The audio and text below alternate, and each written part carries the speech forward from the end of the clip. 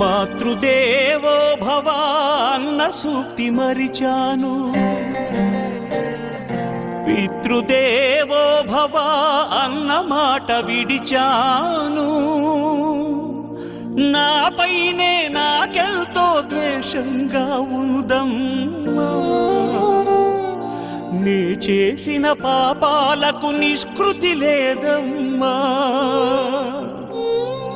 అమ్మా ఒకసారి నిన్ను చూసి చనిపోవాలని ఉన్నది, నాన్నని ఒక్కసారి పిలిచి కనుమోయాలని ఉన్నది.